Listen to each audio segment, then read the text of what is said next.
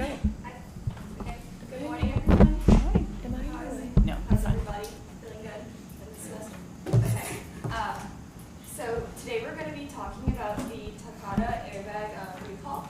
And I'm ErinAnaMarcelMattP. I'm Matt. I'm ErinAnaMarcelMattP. And I'm Erin Boucher.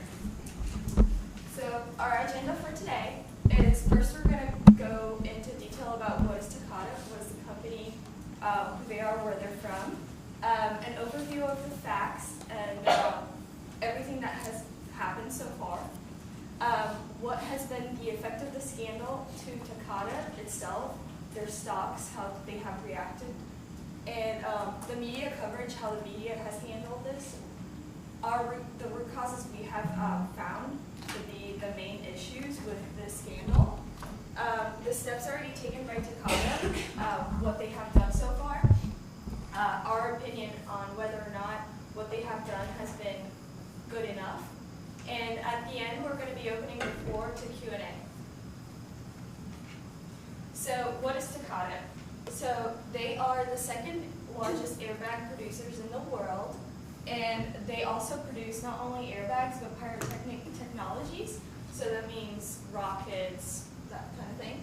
And they are a family-owned Japanese company, and they have been passed down for 3 generations. And they have plants located in the United States and Mexico and in Japan. And all of the faulty airbags have been produced everywhere. So it's hard to know exactly where the faulty airbags have come from because they are produced in different locations. But we know that mainly the airbags that were faulty were produced in Mexico because of the cheap labor that is in Mexico. Many of the plants were moved down there, but the workers didn't have enough knowledge to know how to prepare those airbags, and that's why some of them were faulty. And Takata provides airbags for many producers, such as Acura, Nissan, Infiniti, BMW, PSA, Ford, Honda, Lexus, Mazda, and so on. And those are not the only ones, many more. But for our purposes, 9 of the 11 deaths that we're going to be talking about later have been coming from Acura and Honda. So those were the mainly affected companies. Okay. So an overview of the facts. Like I said, there so far have been 11 deaths and over 100 injuries in the United States only, and many more around the world too. And the faulty inflators in the airbags contain ammonium nitrate, which is highly volatile, and under bad humidity, and if it's not taken care of with precaution, that it can rupture, and that's one of the main issues with the airbags. And those airbags have been manufactured up to the year 2000, but they are still being produced today. The first recall happened in 2008, and there have been multiple recalls since then. And the biggest one was in 2013 with 3.4 million cars being recalled. And in 2014, the New York Times published the entire scandal, where they went over how Takata knew about the issue with the airbags back in 2004, but they never informed anyone up until 2008 when they did a second lab test, and they finally alerted authorities about these faulty airbags. And the most recent recall was in South Korea in 2016. Over 70 million airbag recalls in the United States alone, and over 100 million worldwide. And the NHTSA, which is the National Highway Traffic Security Administration, fined Takata 200 million, and those separated in the 70 million cash penalty and 130 million if Takata does not comply to the security measures. Okay, so this picture shows the effect it had on Takata's market share and sales. So their market share in 2014 was at 22%, but it's forecasted to go down 50% to 11% in 2020.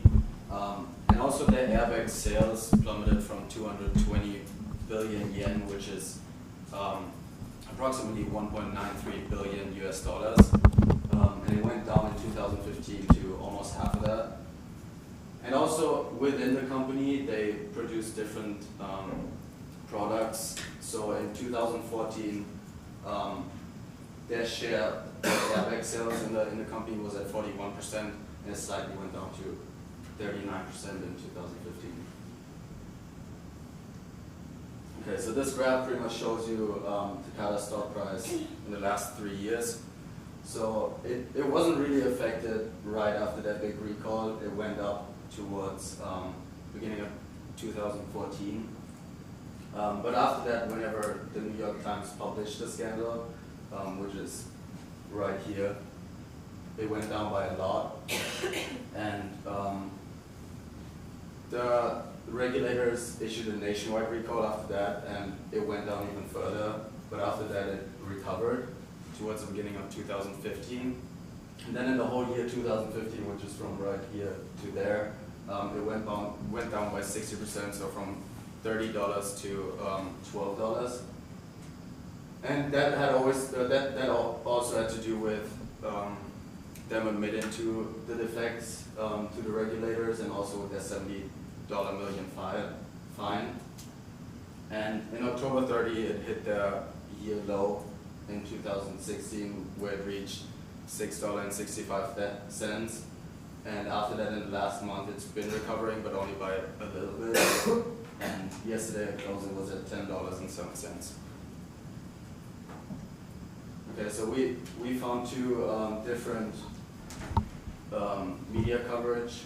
So the first one is right after the big recall, and it only says Honda, Nissan, Toyota, and massive recall, so it doesn't really blame them for anything. It's not aggressive, and that's why it's CNN. And then the New York Times article that Anna already talked about, it was in November 6, 2014, and that is more aggressive, where they say Takata saw and hit the wrists in airbags in 2004. Okay, so first we're going to talk about our first root cause that actually caused these faulty airbags to be very dangerous and for different car companies to end up having recalls. So the first thing is, after all of these recalls, the company had to make up for all the revenue that they were starting to lose. And the company's kind of motto was this whole boost output in order to surge demand, and they still had demand, so they did have to increase their production. And one employee in one of the articles even said that employees were hold it up to make 200 inflators per hour, which is a lot. And a lot of people who couldn't make that quota at the end ended up having their annual bonuses revoked. So a lot of people really wanted to have that money, get that money, but they weren't able to because they weren't being able to make that many inflators in 1 hour. And sometimes these employees started to take shortcuts by putting faulty materials into airbags that were already aired, and then started putting them in supplies that were already meant to be shipped out the next day. So a lot of these materials were being shipped out and not being looked over and not being recorded because employees were trying to meet these quotas and were taking shortcuts. And the company ended up finding out, and managers started to send out emails saying, "We know you're taking shortcuts." So the company ended up putting security cameras in their plans to prevent people from theft or taking shortcuts. And they prohibited employees from working defective parts to try to fix the problem. But employees were still taking shortcuts, were not knowledgeable about the facts, and really wanted to meet these end quotas. So they ended up feeling a lot of pressure and high demand. And if the demand wasn't there and pressure wasn't there, they might have had less faulty airbags and less recalls. Okay, so the second root cause that we have is internal control procedures. So the first thing that we have to say about this is there was no traceability to cause of defects. So basically, if there was a certain defect, there was no way that they could trace it back and see where it came from. So this really made it hard on the company to kind of stop where all these defects were coming from. Also, ammonium nitrate was exposed to dangerously high levels of humidity in their Mexico plant. So when ammonium nitrate is exposed to high levels of humidity, it could actually cause it to explode. So basically, their working conditions were just very poor, and it was very dangerous for a lot of the employees as well. So they also stored defective parts close to good parts. So if they found out that a certain part was defective, they wouldn't send it back to production, or they wouldn't move it to a whole different warehouse. They would just put it right next to the good parts. So this caused a lot of the workers to actually put the wrong inflators into the airbags, which is very dangerous to do. Also, devices that automatically reject substandard wafers could be switched off. So wafers are the storage chip that would contain the data that had all the information about defective parts. So these plants could easily just switch off that wafer, so that way that the management would not be aware of these certain issues. Also, test results were not sent to headquarters. So if a lot of tests were ran, if they found out that certain things were wrong with the factory, they would not send it to their headquarters in Japan. So basically, Japan was not aware of a lot of the production issues that this company was facing. And then the third root cause that we have is lack of accountability. Takata commissioned Penn State to study the compound ammonium nitrate in 2010. So they were taking the right steps to solving this problem. But in 2012, Penn State concluded that there was a high risk in using the compound in airbags. So they took the right step to try and solve this problem, but when they got the information that said that the compound they were using was pretty dangerous, they didn't do anything with the information. So because they disputed the methodology and waited 2 years to share research with regulators. So as soon as Penn State said that this compound was dangerous, they basically just didn't do anything about it, and they waited 2 years to share this information. They also dispatched a safety auditor from the U.S. to inspect the Mexico plant, which again is another step in the right direction. However, the auditor found problems in handling the compound but did not report it to the headquarters in Tokyo. So basically they were just taking all the right steps that they needed to, but as soon as they got information that that the ammonium nitrate was dangerous, they wouldn't do anything about it. So that's what was hurting the company. Okay, so now we're going to talk about the steps that Takata's already taken and the responsibility and the next steps. So first, they've already set aside $774 million towards recall costs. They also hired Stefan Stocker as the new Chief Operating Officer and President of Takata, which is huge because, as we said before, Takata is a family company. They've been passed down through 3 generations, but this was the first time they hired outside the family, and he's actually a Swiss producer, so he now looks over the company and make sure everything's being regulated and controlled. So that was one of the new steps they took as well. They did admit to defects to regulators, but that was after the scandals started to break out in the media. They stated that they will support any recalls made by any car producers, and car manufacturers recalled vehicles based on new accidents that were occurring around the world. And Toyota temporarily suspended their airbag function in vehicles in Japan since all of these more than 1 million recalls were coming out across worldwide. And even Honda and Acura, which were probably 8/10 of the makeup of the accidents and the recalls, ended up offering rental cars to people who had their car recalled for a temporarily time being. And as of May 2016, only 8.4 million airbags have been replaced. So that's only about 10% of what has been recalled, so there's still a lot of work to be done. And it's estimated to take 2 years to fix all vehicles, but this situation's been going on for 4 or 5 years, so it's highly doubtful if it will actually take 2 years. It might actually end up taking a lot more. And our opinion overall is that Takata was overall just reacting to all these problems after the media came out with these recalls, and they weren't actually going into the company and doing something about it. They've gone a long way to suppress this information about this disaster, and as we said before, they even would sometimes blame the car manufacturers for lack of communication or blaming the other plants. They blamed that Mexico is not reporting out their faulty airbags, and that led to a lack of communication. Also, they blamed Honda at one point for not telling them about how many recalls were actually taking place. So there was overall, they just started blaming it on other people and their lack of communication instead of admitting to the problems and doing something about it. And just overall to say, there's a pattern of delaying, deferring information of just blaming other people. And the car manufacturers still sell the cars with the faulty airbag because there's such a high demand and they still need to get these cars out. But overall, we think that overall, there's going to be a minimal trust in this company, and as we saw, like Marcel said, they're going to drop. They're the second highest producer in airbags right now, but they're going to probably go down to 6th or 7th because they're not changing the company. They're not I mean, they're hiring new people, fine, but they're not doing anything inside the company to make sure that these faulty airbags are not being produced. So they really have to go inside the company if they want things to change, because right now, all they're doing is reacting and like supplying aid if there's a recall and they need to supply airbags that were faulty and such. So now we're just going to open up the floor to Q&A. Yeah, you guys said that there's been, I think, 11 deaths in the U.S., but you said there's been many more in other countries. Is there a number on that?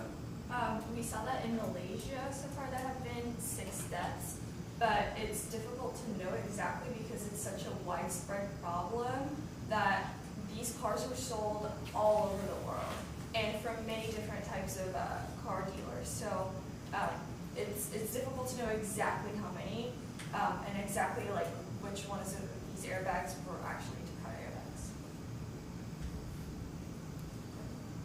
CJ. Is it was the airbag problem was it exploding just in the car, or was it not actually going off when they got in an accident? No, it went off. It went off in like small accidents where no one would have been injured if they would have functioned properly. Like even without an airbag, they probably wouldn't have been injured.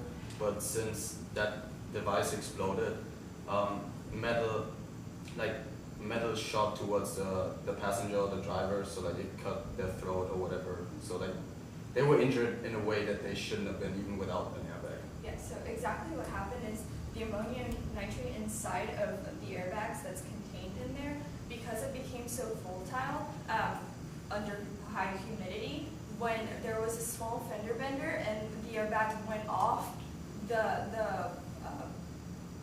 inside of it will explode, and it's like metal and glass, and those pieces flew into the passenger, both the passenger and the driver, and it injured them much more than they would have been, because an airbag is supposed to cushion you in the case of an accident, but instead it cut them and it killed many people.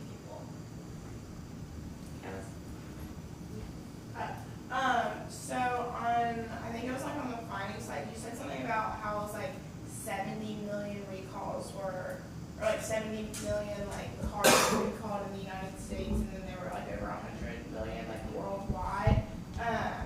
Is that like why do you think that there were so many in the United States? Because these airbags are in a lot of like U.S. produced cars, or like cars that are popular in the United States? Like, I just didn't know if there's a certain reason. Yeah, well, my theory is a lot of the U.S. plants were actually moved down to Mexico, and in Mexico they did that. They moved to Mexico to cheapen the labor costs and to save money with all the money they'd been losing from the recalls. And people down there weren't, I don't think, as knowledgeable about producing airbags as people in America or Japan who have been doing it for such a long time, that there was being mistakes made, and they were putting these faulty airbags in lines that were being sent out the next day. So there was no way to check of like what faulty airbags were being misplaced or not. So a lot of these airbags were probably sent around Mexico and America, and because Japan already has their own plants, so I don't think they were much as affected in Asia as they were in the United States, just because U.S. moved a lot of their plants down to Mexico. Yep. How many years has they been like the production of faulty airbags?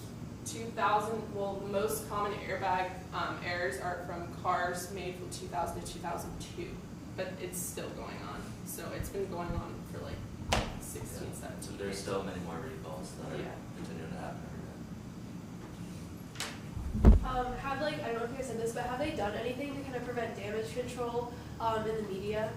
So like whether that's like for just PR firms or kind of manage their media? Well, to begin with, they didn't really take the fault in the media anyways. They pretty much gave to Toyota and Honda. I guess like they told them to speak up for them, so they didn't really speak up for them themselves, but rather their customers took the fault for that. So I don't think Takata took any steps towards not being as much in media as they are. So, is the chemical that you guys are talking about, is it just in these airbags, or is it like in all airbags, or is there like just too much in these airbags? Well, but the other manufacturers don't disclose that information. But ammonium nitrate is like a material used in like rockets, and that's to increase like the reaction time, because I was reading something in the articles that said like it has to take like half a millisecond for the car to react for there not to be like for someone to get hurt. So they're trying to increase the reaction times in 2002 with their cars. So that's why they put the new ammonium nitrate in there, which was highly volatile and dangerous, and that led to a lot of like injuries and in the car accidents. He said most of the issues were with the plant in Mexico as far as them not turning in their reports to headquarters. Has Takata done anything about the plant, or do you think they should do something to fix that issue? Well, so far they haven't done too much about the plant. Like they, as I said, they did a lot of research and stuff, but like as soon as they got the research, they wouldn't report it to their headquarters in Tokyo. So I definitely don't know they've done enough so far in Mexico. I think that they need to do a lot more, just because the working conditions were so poor. And I think that the plant in Mexico was pretty separated from their plant in Tokyo, which is where their headquarters were. So I definitely think that they need to do a better job of kind of connecting the two plants and making sure that they're all on the same page. Other questions? Great job. Thank you so much.